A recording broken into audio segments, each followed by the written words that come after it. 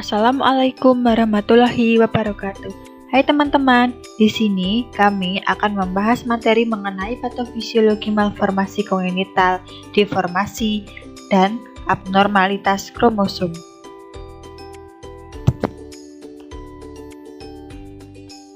Sebelumnya, perkenalkan kami dari kelompok 10 kelas 21A4 Prodi D3 Rekamedis dan Informasi Kesehatan Universitas Duta Bangsa Surakarta. Yang beranggotakan, yang pertama ada Adria Ratna Arumsari dengan NIM 210205128. Yang kedua ada Hernava Nurrahmawati dengan NIM 210205143. Yang ketiga ada Syafira Kurota Aini dengan NIM 210205158.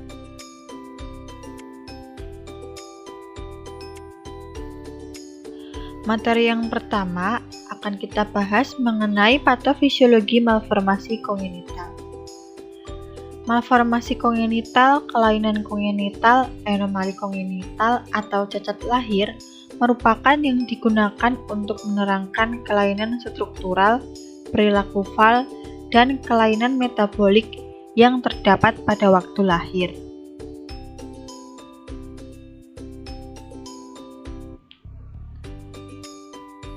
Patofisiologi malformasi kongenital ada beberapa jenis. Yang pertama pada sistem syaraf, ada kelainan spina bifida, yaitu suatu celah pada tulang belakang atau vertebra yang terjadi karena bagian dari satu atau beberapa vertebra gagal menutup atau gagal terbentuk secara utuh. Penyebabnya yaitu terhentinya proses pembentukan tuba neural karena penyebab tertentu.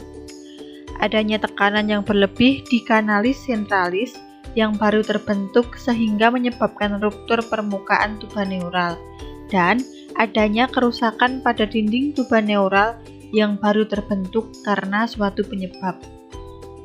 Untuk pemeriksaan fisik, dilakukan terapi fisik agar pergerakan sendi tetap terjaga, dan untuk memperkuat fungsi otot. Kode diagnosis kelainan spina bifida adalah Q05.9.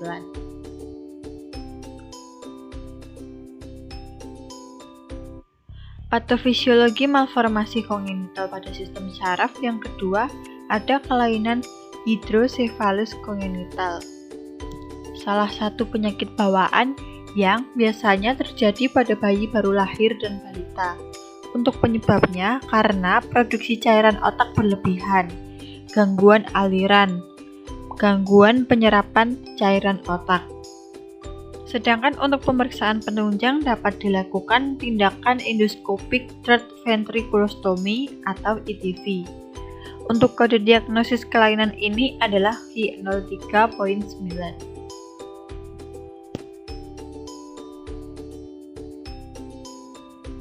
Patofisiologi malformasi kongenital yang kedua ada pada sistem digestif. Ada kelainan labioskizis, yaitu kelainan kongenital yang berupa suatu ketidaksempurnaan pada penyambungan bibir bagian atas, yang biasanya berlokasi tepat di bawah hidung. Penyebab kelainan labioskizis adalah celah bibir dan celah langit-langit dapat terjadi secara bersamaan maupun sendiri-sendiri. Untuk kelainan ini juga bisa terjadi bersamaan dengan kelainan bawaan lainnya. Sedangkan pemeriksaan penunjang kelainan labioskizis dilakukan tindakan operasi untuk menutup celah bibir. Biasanya dilakukan pada saat anak berusia 3 hingga 6 bulan.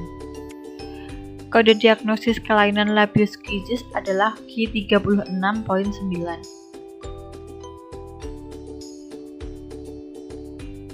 Patofisiologi malformasi kongenital pada sistem digestif yang kedua ada kelainan Hirschsprung atau yang disebut dengan megakolon, adalah kelainan kongenital pada kolon atau usus besar yang ditandai dengan lemahnya pergerakan usus besar, dikarenakan sebagian usus besar pada daerah anus dan usus di atasnya tidak memiliki saraf atau sel ganglion parasimpatis yang mengendalikan kontraksi ototnya, sehingga tidak mampu melakukan gerakan melebar dan menyempit.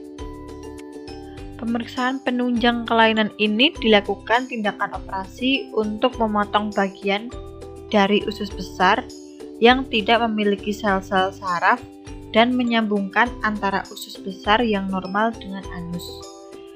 Untuk penyebab kelainan ini terjadi ketika sel saraf di usus besar tidak terbentuk secara sempurna.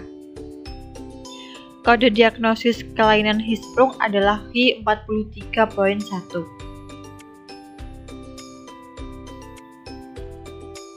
Atau fisiologi malformasi kongenital yang ketiga ada pada sistem reproduksi. Pada sistem reproduksi ada kelainan hipospadia. Adalah suatu kelainan kongenital pada sistem reproduksi laki-laki di mana lubang uretra di bagian bawah, bukan di ujung penis. Klasifikasi hipospadia berdasarkan letak lubang uretra sebagai berikut. Ada hipospadia glandular, ada hipospadia subkoronal, dan hipospadia pene-skrotal. Penyebab kelainan ini disebabkan oleh gangguan perkembangan uretra yang terjadi pada minggu ke-9 dan ke-14 usia kehamilan. Hal tersebut menyebabkan kelainan letak orifisium uretra eksterna di sisi ventral penis, yaitu antara perineum dan glans penis. Hasil dari pemeriksaan fisik ini yang pertama ada preposium yang terlihat menaungi ujung penis. Ini terjadi karena preposium tidak berkembang di bagian bawah penis. Yang kedua, penis yang melengkung ke bawah akibat terjadinya pengencangan jaringan di bawah penis. Dan percikan abnormal yang terjadi saat buang air kecil. Untuk kode diagnosisnya, kelainan hipospadia adalah H54.9.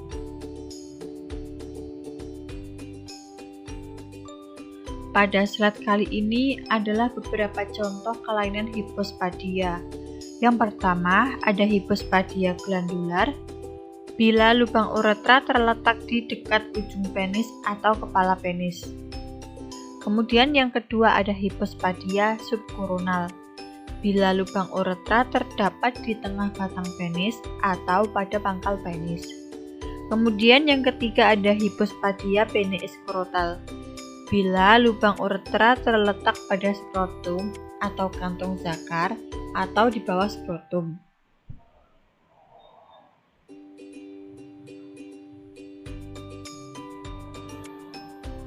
Materi yang kedua adalah mengenai patofisiologi deformasi. Untuk deformasi sendiri didefinisikan sebagai bentuk, kondisi, atau posisi abnormal bagian tubuh yang disebabkan oleh gaya mekanik sesudah pembentukan normal terjadi. Misalnya kaki bengkok atau mikrognathia mandibula yang kecil.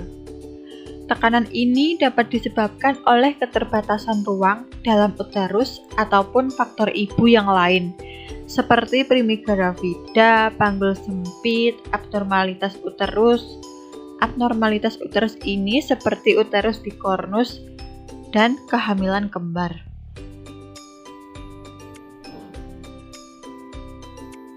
Patofisiologi deformasi yang pertama ada pada kaki. Ada kelainan talipes valgus, yaitu tulang kering melengkung dan tidak secara tepat masuk dalam sendi lutut. Penyebab kelainan ini terjadi karena produksi lemak pada kaki anak mempunyai penyebab lain, yakni karena lembeknya ligamen sebelah dalam. Untuk pemeriksaan penunjang kelainan ini, biasanya valgus akan normal kembali saat anak usia 8 tahun. Karena penyakit ini penyebabnya bisa karena hambatan pertumbuhan. Kode diagnosis talipes valgus adalah H66.6.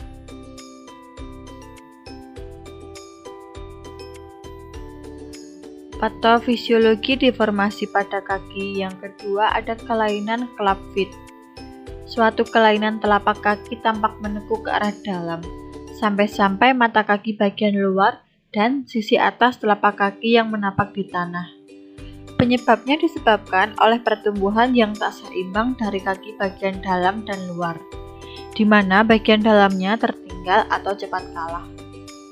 Pemeriksaan penunjang ini dilakukan CT scan dan kode diagnosis club fit adalah Q66.0.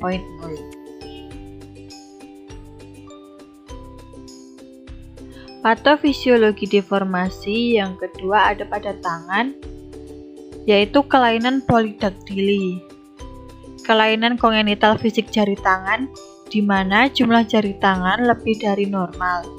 Untuk penyebabnya adalah kegagalan diferensiasi, kegagalan pembentukan bagian, dan duplikasi berlebih pada saat pertumbuhan masa kehamilan. Pemeriksaan penunjang kelainan polidaktili adalah foto rongsen. Sedangkan untuk kode diagnosis kelainan polidaktili adalah Q69.9.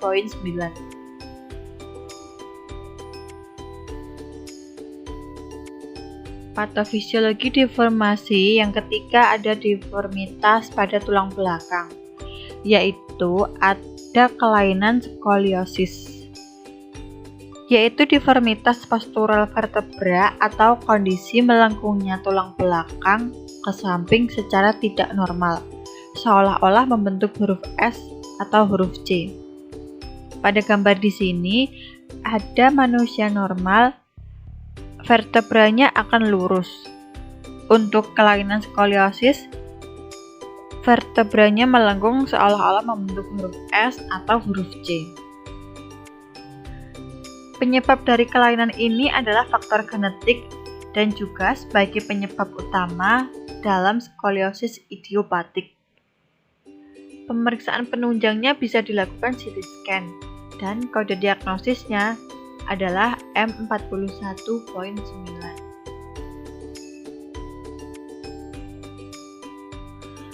Patofisiologi deformitas pada tulang belakang yang kedua ada kelainan lordosis, yaitu kelainan tulang belakang yang terjadi jika tulang belakang pada punggung bawah melengkung ke depan secara berlebihan.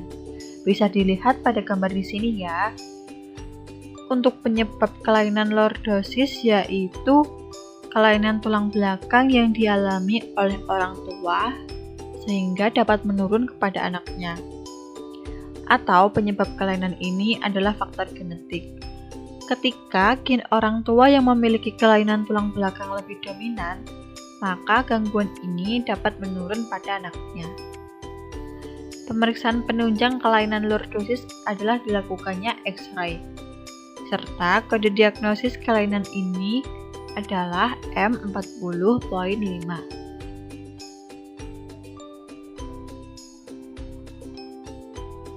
Materi yang terakhir mengenai patofisiologi abnormalitas kromosom.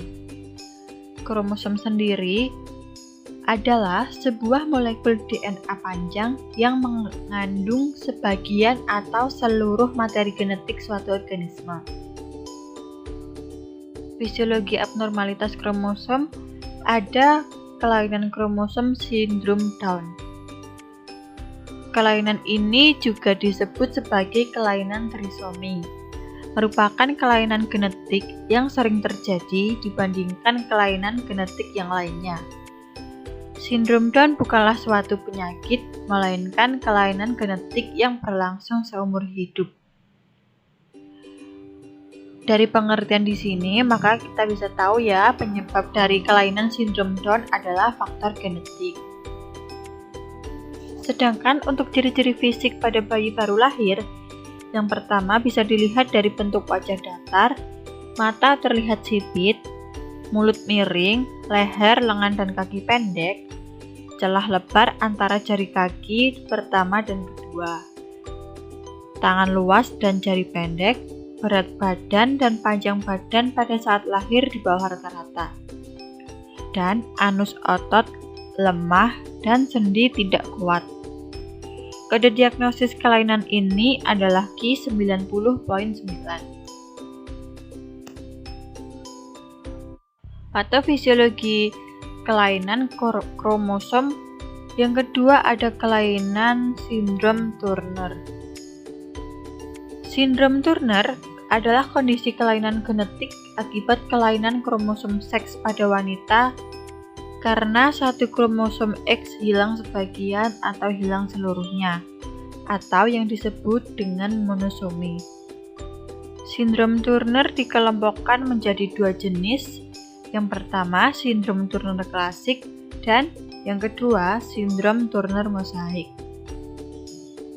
Pemeriksaan fisik yang kita temukan adalah satu, memiliki postur tubuh lebih pendek dari rata-rata. Kedua, ovarium gagal berkembang. Ketiga, kesulitan beradaptasi secara sosial. Dan keempat, terdapat gangguan jantung, ginjal, dan sistem reproduksi. Untuk kode diagnosis kelainan sindrom Turner adalah Q96.9.